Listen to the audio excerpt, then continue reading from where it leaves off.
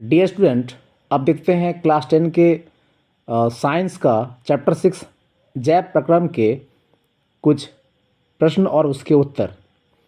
इस पूरे वीडियो में लघु उत्तरीय प्रश्न और दीर्घ उत्तरीय प्रश्न दोनों ही सम्मिलित हैं। पहला प्रश्न है, हमारे जैसे बहुकोशिकीय जीवों में ऑक्सीजन की आवश्यकता पूरी करने में विसरण क्यों अपर्याप्त है? इस प्रश्न का उत्तर है, हम जानते हैं कि एक कोशिक जीवों की पूरी कोशिकाएं पर्यावरण के संपर्क में रहती हैं। इन्हें भोजन ग्रहण करने के लिए, गैसों का आदान प्रदान करने के लिए तथा व्यर्थ पदार्थों के निष्कासन के लिए किसी विशेष अंग की आवश्यकता नहीं होती है। परंतु बहुकोशिकीय जीवों में सभी कोशिकाएं अपने आसपास के पर्यावरण के संपर्क में नहीं रह सकती हैं। अतः साधारण विसरण बहुकोशिकीय जीवों में ऑक्सीजन की आवश्यकता की पूर्ति नहीं कर सकता है। अगला प्रश्न है, कोई वस्तु सजीव है, इसका निर्धारण करने के लिए हम किस मापदंड का उपयोग करेंगे? प्रश्न का उत्तर है, कोई वस्तु सजीव है या नहीं, इसका निर्धारण करने के लिए कई मापदंडों का उपयोग करते हैं। हम जानते हैं कि सजीवों में समय के अनुसार उनमें वृद्धि, प्रजनन एवं श्वसन की क्रिया निरंतर होती है। सजीवों के शरीर के अंदर आणविक गतियां लगातार होती रहती हैं, चाहे वह बाह्य रूप से स्थिर तथा शांत ही क्यों न हो। अगला प्रश्न है, किसी जीव द्वारा किन कच्ची सामग्रियों का उपयोग किया जाता है? प्रश्न का उत्तर है, हम जानते हैं कि जीवों को अपना जीवन यापन करने के लिए ऊर्जा की आवश्यकता होता है। अतः ऊर्जा की आवश्यकता की पूर्ति करने के लिए प्रत्येक जीव विभिन्न स्रोतों से कच्ची सामग्रियों का उपयोग करते हैं, जो इस प्रकार हैं। वायुमंडल से ऑक्सीजन, पृथ्वी से जल एवं सूर्य प्रकाश।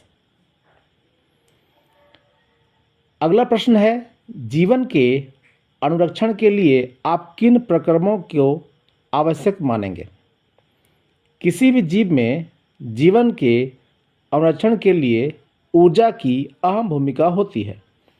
इस ऊर्जा को प्रत्येक जीव अपने भोजन के माध्यम से प्राप्त करते हैं। भोजन से ऊर्जा तक निम्नलिखित प्रक्रम आवश्यक हैं।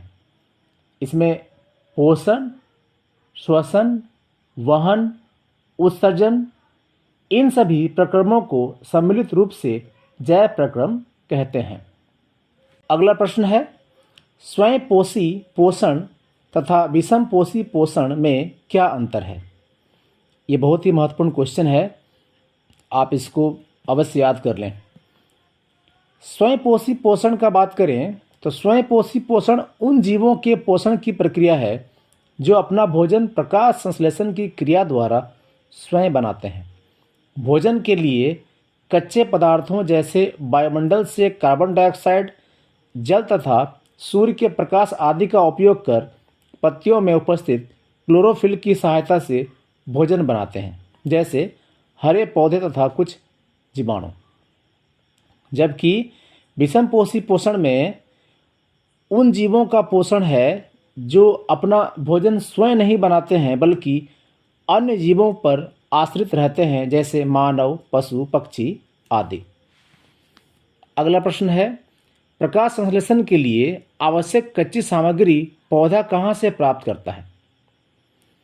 इस प्रश्न का उत्तर है, प्रकाश संश्लेषण के लिए आवश्यक कच्ची सामग्री पौधे निम्नलिखित स्रोतों से प्राप्त करते हैं। वायुमंडल से कार्बन डाइऑक्साइड, सूर्य से सूर्य का प्रकाश, भूमि से जाइलम एवं फ्लोएम द्वारा जल एवं खनिज लवण, इन सभी सामग्रियों तथा पत्तियों में उपस्थित क्लोरोफिल की सहायता से पौधे अपना भोजन तैयार करते हैं। अगला प्रश्न है, हमारे आमाशय में अम्ल की भूमिका क्या है? इस प्रश्न का उत्तर है, हमारे आमाशय में अम्ल की निम्नलिखित भूमिकाएं हैं। आमाशय की भित्ति में उपस्थित जठर ग्रंथियों द्वारा स्रावित हाइड्रोक्लोरिक अम्ल एक अम्लीय माध्यम तैयार करता है, जो पेप्सिन एंजाइम की क्रिया भी सहायक होता है। हाइड्रोक्लोरिक अम्ल भोजन में उपस्थित हानिकारक जीवाणुओं का भी नाश करता है। अगला प्रश्न, पाचक एंजाइमों का क्या कार्य है?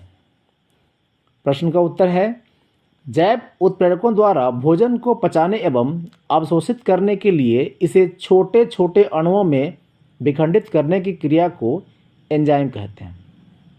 एमिलेस, लाइपेज, पेप्सिन, ट्रिप्सिन आदि पाचक एंजाइम जटिल पदार्थ कणों को छोटे छोटे अणुओं में विखंडित करने में मदद करते हैं। ये सरल कण आसानी से रक्त द्वारा अवशोषित कर लिए जाते हैं और शरीर के सभी कोशिकाओं में पहुंचाया जा सकता है। अगला प्रश्न है, पचे हुए भोजन को अवशोषित करने के लिए क्षुद्रांत को कैसे अभिकल्पित किया गया है? प्रश्न का उत्तर है, पचे हुए भोजन को अवशोषित करने के लिए क्षुद्रांत के आंतरिक स्तर पर अनेक अंगुली जैसे प्रवर्ध होते हैं जिन्हें दीर्घरोम कहते हैं। ये अवशोषण का सतही क्षेत्रफल बढ़ा देते हैं। दीर्घरोम में रुधिर वाहिकाओं की बहुतायत होती है जो भोजन को अवशोषित करके शरीर की प्रत्येक कोशिका तक पहुंचाते हैं। अगला प्रश्न है, श्वसन के लिए ऑक्सीजन प्राप्त करने की दिशा में एक जलीय जीव की अपेक्षा स्थलीय जीव किस प्रकार लाभप्रद है? जलीय जीव जल में घुली ऑक्सीजन को विभिन्न अंगों द्वारा ग्रहण करके श्वसन की क्रिया करते हैं। जल में विलेय ऑक्सीजन की मात्रा वायु में ऑक्सीजन की मात्रा की तुलना में बहुत कम है, इसलिए जलीय जीवों की श्वसन दर स्थलीय जीवों की अपेक्षा द्रुत होती है। इसके विपरीत स्थलीय जीवों की श्वसन की क्रिया आसान तथा धीरे होती है। अगला प्रश्न है, ग्लूकोज के ऑक्सीकरण से भिन्न जीवों में ऊर्जा प्राप्त करने के विभिन्न पथ क्या हैं? प्रश्न का उत्तर है, ग्लूकोज के ऑक्सीकरण से ऊर्जा प्राप्त करने की निम्नलिखित 3 विधियां इस प्रकार हैं। ग्लूकोज कोशिका द्रव में विघटित होकर पायरुवेट बनाता है जो दोबारा यीस्ट में ऑक्सीजन की अनुपस्थिति में विघटित होकर इथेनॉल कार्बन डाइऑक्साइड बनाता है और साथ ही ऊर्जा विमोचित भी होती है। यदि ऑक्सीजन की कमी होती है तो पायरुवेट विखंडित होकर लैक्टिक अम्ल एवं ऊर्जा प्रदान करता है। पायरुवेट ऑक्सीजन की उपस्थिति में माइटोकॉन्ड्रिया के अंदर विखंडित होकर जल बनाता है और साथ ही ऊर्जा विमोचित भी करता है।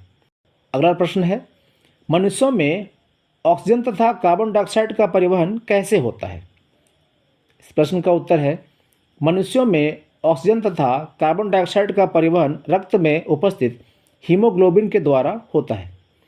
फेफड़ों से रक्त हीमोग्लोबिन ऑक्सीजन को लेकर संपूर्ण अंगों तक पहुंचती है तथा उत्तकों से कार्बन डाइऑक्साइड शोषित होकर रक्त द्वारा फेफड़ों तक पहुंचती है। फेफड़ों में कुपिकाएं होती हैं जहां ऑक्सीजन तथा कार्बन डाइऑक्साइड का आदान प्रदान होता है। वायु कोशों की कुपिकाएं इस कार्बन डाइऑक्साइड को अलग कर देती हैं और कार्बन डाइऑक्साइड शरीर के बाहर निकल जाती है। अगला प्रश्न है, गैसों के विनिमय के लिए मानव फुफ्फुस में अधिकतम क्षेत्रफल को कैसे अभिकल्पित किया गया है? इस प्रश्न का उत्तर है, गैसों के विनिमय के लिए मानव फुफ्फुस में अंदर का भाग छोटी छोटी नलिकाओं में विभाजित हो जाता है और एक गुब्बारे जैसी संरचना में अंतर्कृत हो जाता है। इस क्रिया को कुपिका फुफ्फुस कहते हैं। ये कुपिकाएं ही गैसों के विनिमय के लिए अधिकतम क्षेत्रफल की सतह उपलब्ध कराती हैं। अगला प्रश्न है, मानव में वहन तंत्र के घटक कौन से हैं? घटकों के क्या कार्य हैं? इस प्रश्न का उत्तर है, मानव में वहन तंत्र के निम्नलिखित घटक हैं। पहला, रक्त। रक्त का काम शरीर के संपूर्ण भागों में भोजन से प्राप्त पोषक तत्वों तथा ऑक्सीजन को पहुंचाना है। यह कार्य रक्त में उपस्थित प्लाज्मा के द्वारा होती है। इसके बाद आता है हृदय का। हृदय के मुख्य 4 कोष्ठक होते हैं जो ऑक्सीजनित रक्त तथा विऑक्सीजनित रक्त को अलग करने में सहायक होते हैं। हृदय ऑक्सीजन रक्त को शरीर के विभिन्न भागों में पहुंचाने का कार्य करता है। अब देखते हैं नलिकाएं। धमनी वे रुधिर वाहिकाएं हैं जो रुधिर को हृदय से शरीर के विभिन्न भागों तक ले जाने का कार्य करती हैं तथा शिराएं विभिन्न अंगों से रुधिर एकत्र करके वापस हृदय में लाने का कार्य करती हैं। इसके बाद है प्लेटलेट्स। प्लेटलेट्स कोशिकाएं रक्तस्राव के स्थान पर रुधिर का थक्का बनाकर मार्ग अवरुद्ध कर देती हैं। अगला प्रश्न है, स्तनधारी तथा पक्षियों में ऑक्सीजनित तथा विऑक्सीजनित रुधिर को अलग करना क्यों आवश्यक है? स्तनधारी तथा पक्षियों में विभिन्न कार्यों के लिए अधिक ऊर्जा की आवश्यकता होती है तथा ऊर्जा इन जीवों के शरीर के तापक्रम को सामान्य बनाए रखने के लिए भी आवश्यक होती है।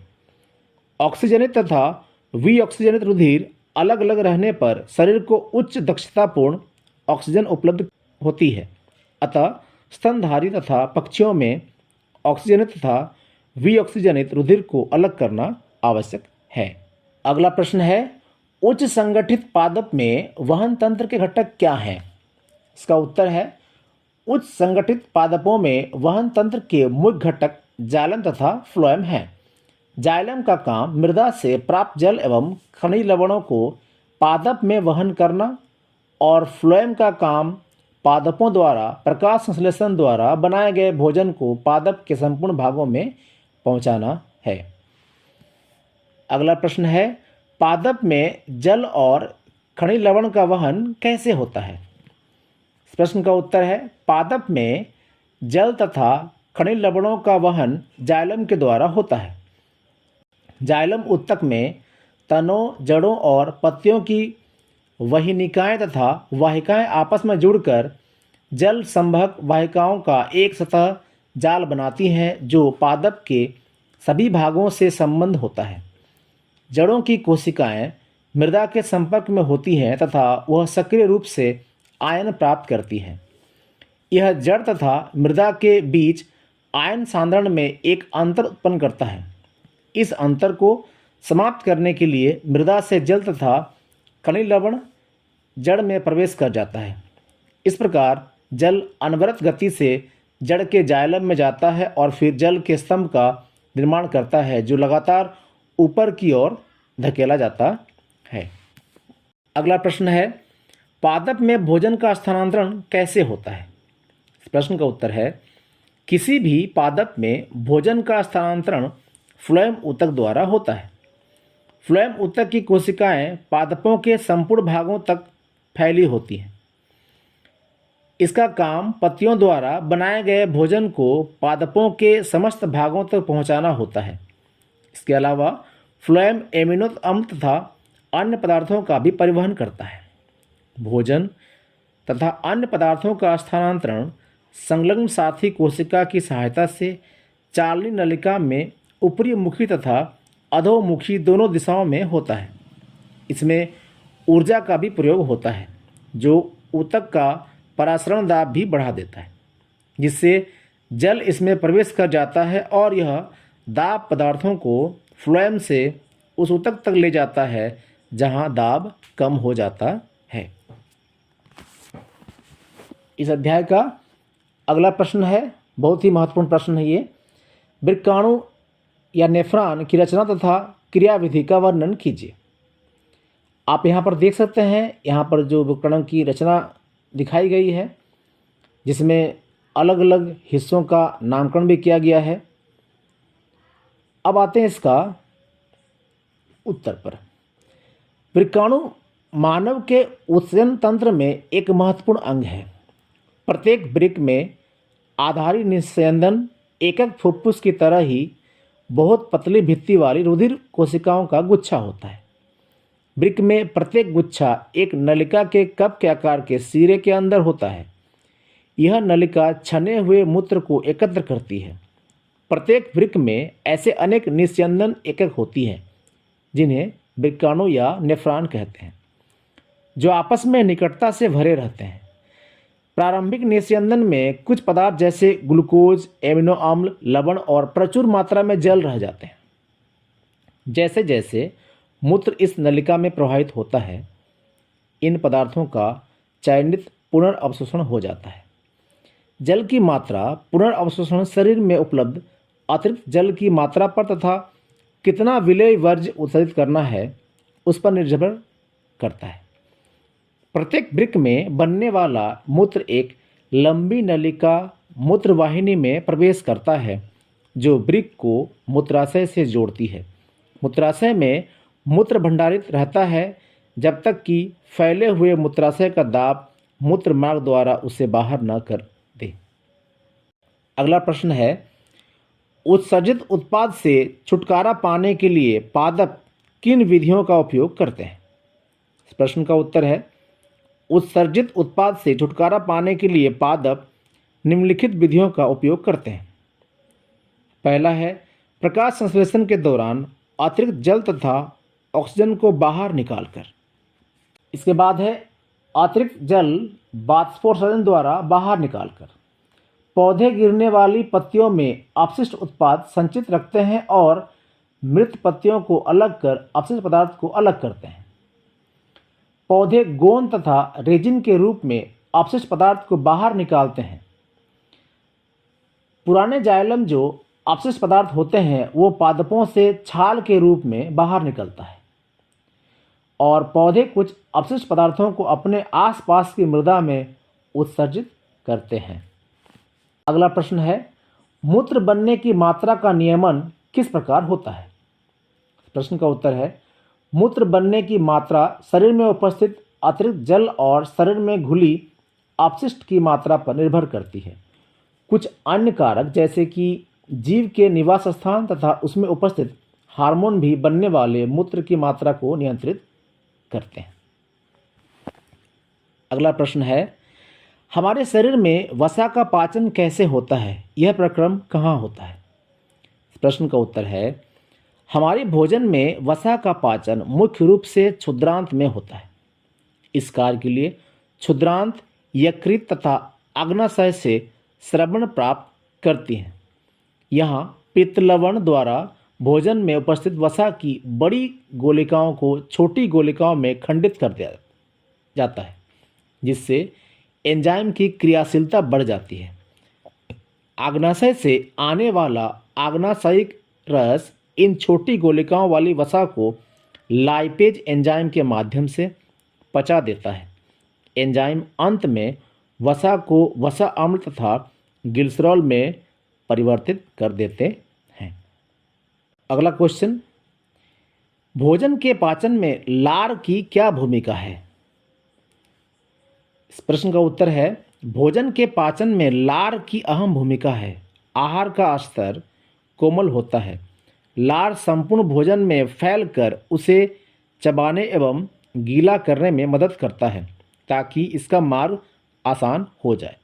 लार में उपस्थित एंजाइम, जिसे एमिलेस कहते हैं, स्टार्च के जटिल अणुओं को शर्करा में विखंडित कर देता है।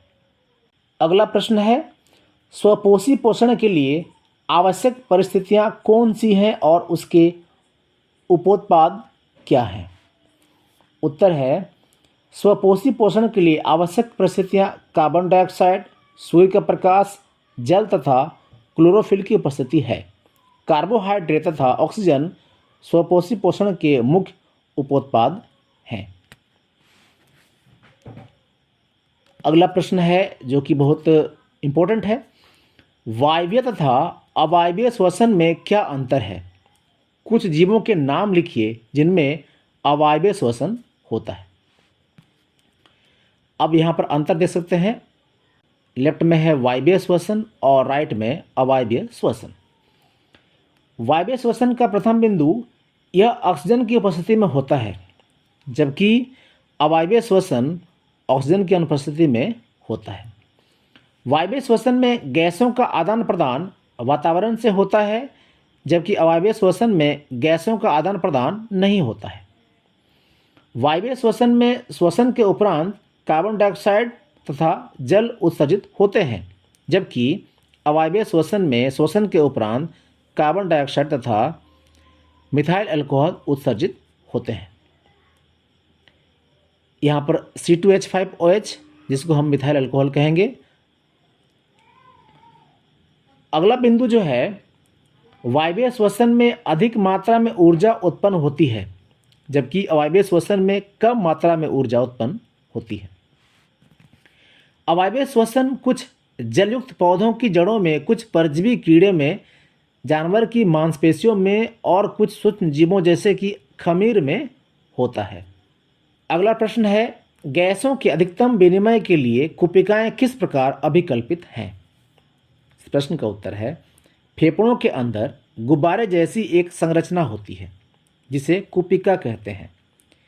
इसका भीतरी भाग छोटी छोटी नलिकाओं में विभाजित हो जाती है और ये नलिकाएं एक विस्तृत सतह का निर्माण करती है जिससे गैसों का अधिकतम विनिमय हो सके।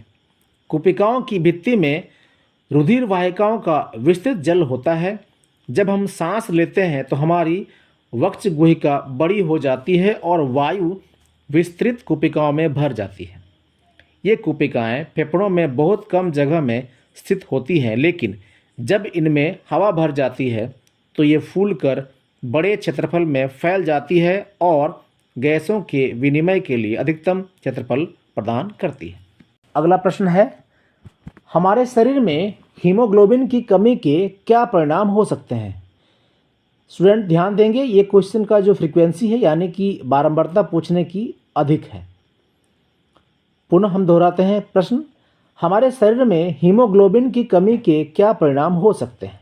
इस प्रश्न का उत्तर है, हीमोग्लोबिन का मुख्य कार्य हमारे शरीर की समस्त कोशिकाओं तक ऑक्सीजन पहुंचाना होता है। हीमोग्लोबिन की कमी के कारण शरीर में समस्त भागों तक ऑक्सीजन पर्याप्त मात्रा में नहीं पहुंचाया जा सकता है, जिसके कारण शरीर के विभिन्न अंगों को कार्य करने के लिए आवश्यक ऊर्जा नहीं मिल पाएगी और हमें कमजोरी तथा थकान का अनुभव होने लगता है। अगला प्रश्न है, मनुष्य में दोहरा परिसंचरण की व्याख्या कीजिए, यह क्यों आवश्यक है? मनुष्य तथा अन्य बहुकोशिकीय जीवों में रक्त हृदय में 2 बार प्रवाहित होता है, इसलिए इस प्रक्रिया को दोहरा परिसंचरण कहते हैं। हृदय में 4 कोष्ठकीय अंग होते हैं। इसके ऊपर के 2 कोष्ठकों को आलिन तथा नीचे के 2 कोष्ठकों को निलय कहते हैं। अब देखते हैं इसकी क्रियाविधि। ऑक्सीजन प्रचुर रुधिर फुफ्फुस से हृदय में बाईं ओर स्थित कोष्ठक जिसे बायां आलिंद में आता है।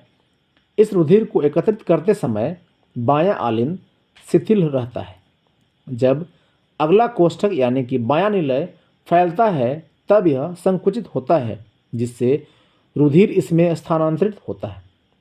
जब पेशीय बायां निलय संकुचित होता है तब रुधिर शरीर में पंपित हो जाता है। इस प्रकार जब दायां आलिंद फैलता है तो शरीर के विऑक्सीजनित रुधिर इसमें आ जाता है।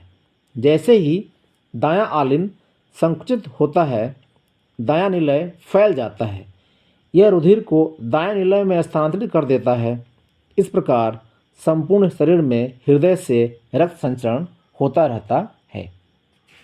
अगला प्रश्न है, जाइलम तथा फ्लोएम में पदार्थों के वहन में क्या अंतर है?